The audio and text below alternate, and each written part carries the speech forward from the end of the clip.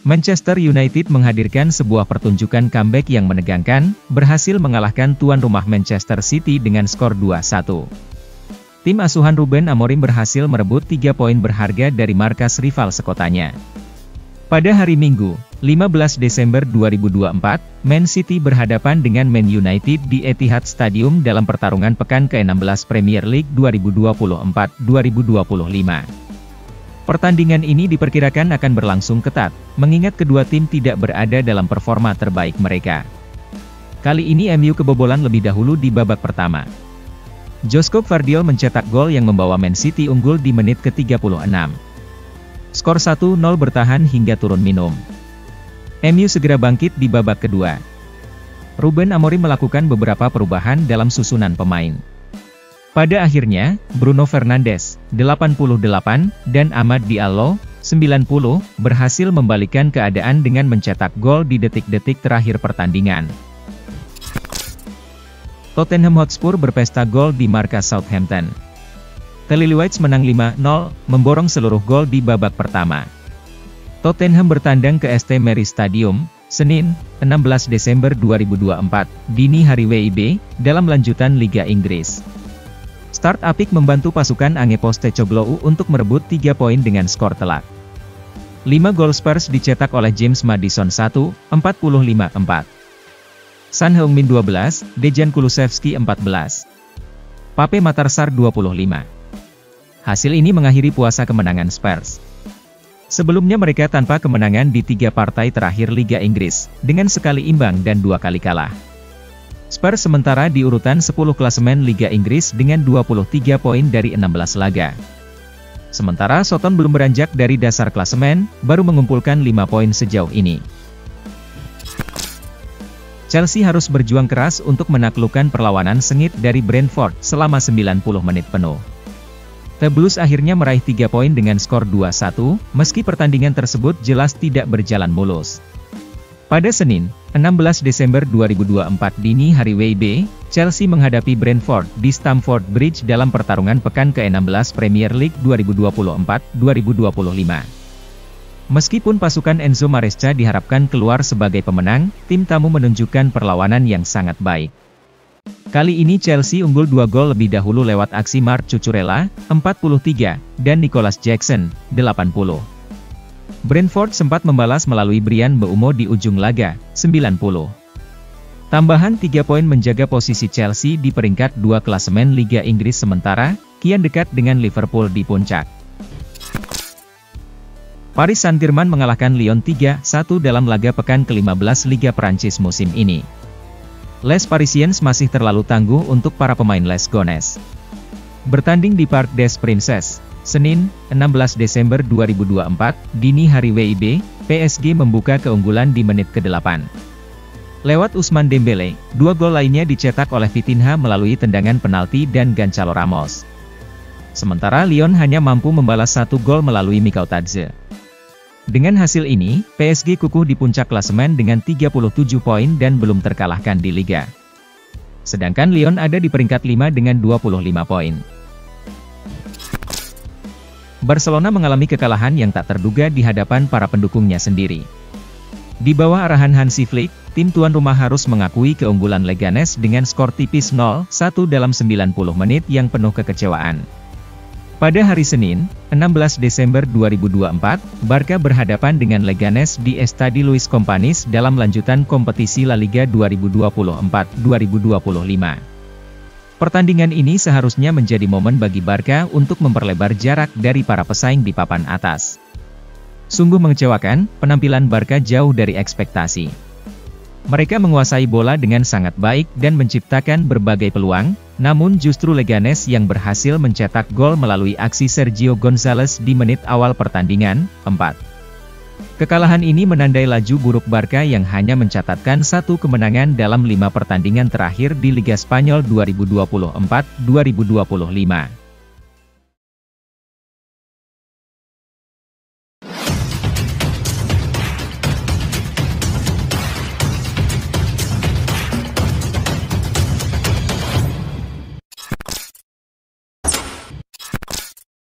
Real Madrid sesungguhnya telah memiliki penerus alami untuk Toni Kroos, namun jarang diberi kesempatan bermain oleh Carlo Ancelotti. Awal musim 2023-24 ini menjadi bab yang penuh tantangan bagi Dani Ceballos di Real Madrid. Gelandang berusia 28 tahun ini tampaknya kesulitan untuk mendapatkan tempat di susunan pemain utama.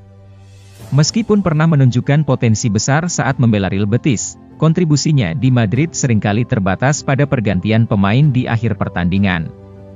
Dengan pensiunnya Toni Kroos, yang dikenal sebagai pengatur permainan di lini tengah, banyak yang berharap ini menjadi momen bagi Ceballos untuk bersinar. Kroos adalah penggerak utama dalam distribusi bola dan pengendalian tempo, sementara Luka Modric, meskipun memiliki beberapa tanggung jawab serupa, lebih berperan dinamis dan menyerang. Namun, Carlo Ancelotti tampaknya ragu untuk memberikan Ceballos waktu bermain yang reguler, meskipun tim sedang mencari pemain dengan kemampuan mirip Kroos. Statistik menunjukkan bahwa gelandang Spanyol itu telah menjadi salah satu gelandang paling efektif di tim. Ceballos memimpin dalam jumlah umpan dengan rata-rata 88,5 operan per 90 menit, mengungguli rekan setimnya, Luka Modric, yang mencatatkan rata-rata 79,1 operan.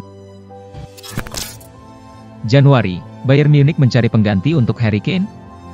Direktur olahraga Bayern Munich Max Eber bicara soal kemungkinan memboyong striker pelapis Harry Kane di bursa transfer Januari. Harry Kane tidak tampil dalam 4 pertandingan terakhir Bayern Munich di berbagai kompetisi setelah mengalami cedera saat timnya bermain imbang 1-1 melawan Borussia Dortmund pada 1 Desember lalu. Die Roten berharap penyerang asal Inggris itu dapat pulih tepat waktu untuk menghadapi Mainz di Bundesliga pada Sabtu 14 Desember. Sayangnya, Kane masih belum bisa bermain dan tim asuhan Vincent Kompany harus menelan kekalahan 2-1. Bayern Munich mengalami kekalahan 2 kali dari 4 pertandingan yang tidak diikuti oleh Kane. Serangan tim berjuluk The Bavarians tampak kurang menggigit selama laga melawan Mainz. Meskipun begitu, Direktur olahraga Bayern, Max Eber, menyatakan bahwa klubnya tidak akan merekrut striker cadangan pada bursa transfer Januari, karena mereka tidak ingin menghamburkan uang. Inter Milan dan Brighton mengincar jasa gelandang Mönchengladbach, Rocco Reitz. Inter Milan dan Brighton and Hove Albion dikabarkan tengah memantau perkembangan gelandang Borussia Mönchengladbach, Rocco Reitz. Pemain asal Jerman ini disebut-sebut sebagai salah satu prospek menarik di Bundesliga saat ini. Berdasarkan laporan dari Sky Sports Deutschland yang dirangkum oleh Kicker News, Inter menunjukkan minat untuk merekrut Reitz, yang memiliki klausul pelepasan sebesar 20 juta euro yang akan berlaku pada akhir musim 2025-26. Reitz, yang kini berusia 22 tahun, merupakan produk dari Akademi Borussia Mönchengladbach. Ia pertama kali merasakan atmosfer bermain di tim utama pada musim 2020-21. Namun, bintang Reitz mulai bersinar terang pada musim lalu, di mana ia tampil dalam 34 pertandingan Bundesliga dan mengumpulkan total 37 penampilan di semua ajang kompetisi.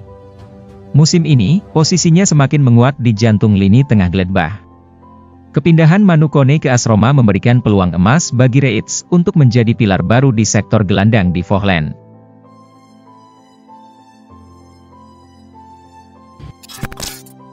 Ditahan imbang Venezia, Thiago Motta semprot skuad Juventus. Manajer Juventus, Thiago Motta, merasa frustrasi dengan hasil imbang yang diraih timnya melawan Venezia. Ia berpendapat bahwa si Nyonya tua perlu belajar untuk mengakhiri pertandingan dengan lebih baik. Meski timnya selamat dari kekalahan, Thiago Motta mengaku kesal dengan hasil yang didapatkan timnya. Satu hal yang jelas, kami perlu bermain dengan lebih baik lagi, ujar Motta kepada Sky Sports Italia. Menurut Motta, Juventus seharusnya bisa mengontrol jalannya pertandingan dengan baik. Terlebih karena mereka berhasil unggul terlebih dahulu di laga ini. Hari ini kami tidak bermain dengan bagus menghadapi tim yang bertahan dengan sangat baik. Jadi kami perlu meningkatkan performa kami, sambung Motta. Kami unggul terlebih dahulu di laga ini, dan kami seharusnya mencoba untuk mencetak lebih banyak gol dan membunuh pertandingan ini. Namun kami tidak melakukan itu dan kami membiarkan tim lawan untuk bangkit melawan kami.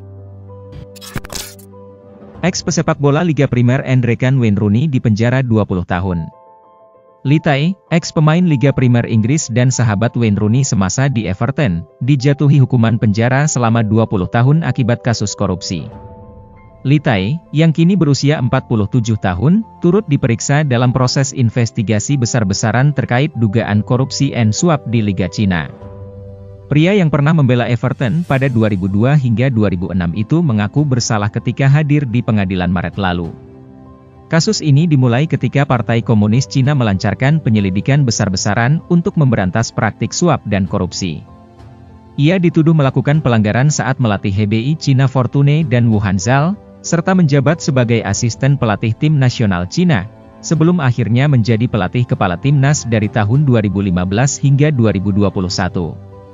Li diduga menurut laporan dari media pemerintah Cina, CCTV terlibat dalam praktik suap dengan total mencapai 120 juta yuan, setara 264 miliar rupiah. Li Tai terlibat dalam praktik suap untuk mengatur skor pertandingan dan memilih pemain-pemain tertentu yang akan memperkuat tim nasional Cina. Tindakannya ini juga membawanya meraih posisi strategis di dunia sepak bola Cina. Joao Pedro, pilihan cadangan untuk Osimhen, Chelsea tantang Liverpool dalam usaha pecahkan rekor transfer. Chelsea dilaporkan tertarik untuk bersaing dengan Liverpool dalam upaya merekrut penyerang Brighton and Hove Albion, Joao Pedro, pada tahun 2025. Pemain Brasil ini telah menunjukkan performa gemilang dengan mencetak 4 gol dan memberikan 3 assist dalam 9 laga di Liga Primer musim ini. Joao Pedro semakin santer dibicarakan akan bergabung dengan Liverpool, berkat penampilannya yang mengesankan sejak awal musim ini. Namun, Chelsea kini telah bergabung dalam perlombaan untuk merekrut bintang Brighton, menurut TBR Football, karena Enzo Maresca terus mencari penyerang di lini depan. Chelsea diprediksi akan mendatangkan Victor Osimhen dari Napoli pada musim panas ini, namun kesepakatan tersebut tidak kunjung terwujud. Akhirnya, Victor Osimhen, striker asal Nigeria, memilih untuk bergabung dengan Galatasaray dengan status pinjaman. Meski begitu, Chelsea masih memiliki ketertarikan terhadap Osimhen, sementara mereka juga dilaporkan tengah memantau pemain-pemain seperti Liam Delap, Evan Ferguson, dan Jonathan David. Arsenal ditahan imbang Everton, Mikel Arteta kecewa berat. Manajer Arsenal, Mikel Arteta, merasakan kekecewaan mendalam setelah timnya hanya mampu meraih hasil imbang melawan Everton. Ia percaya bahwa seharusnya The Gunners bisa meraih kemenangan dalam pertandingan ini. Semalam, Arsenal bertanding dalam pekan ke-16 IPL 2024-2025. The Gunners menerima kunjungan Everton di Stadion Emirates. Dalam pertandingan ini, Arsenal menunjukkan penguasaan permainan yang jelas atas Tetovis. Namun, mereka tidak mampu menembus pertahanan solid yang dibangun oleh tim tamu, sehingga pertandingan berakhir tanpa gol, 0-0. Arteta kecewa berat timnya gagal menang di laga ini. Saya sangat kecewa kami gagal memenangkan pertandingan ini, karena Arsenal seharusnya memenangkan laga ini, keluh sang manajer seusai laga. Arteta menyebut bahwa Arsenal benar-benar tampil dominan sejak awal hingga akhir laga.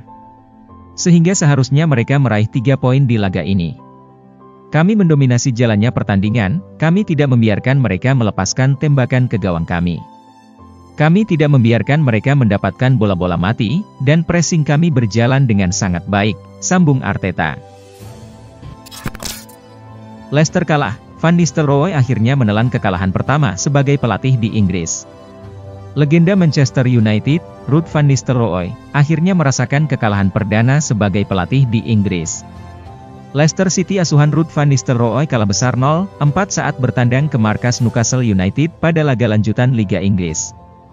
Sebelumnya, Ruud van Nistelrooy tak pernah merasakan kekalahan sebagai pelatih saat membimbing Manchester United dan Leicester City.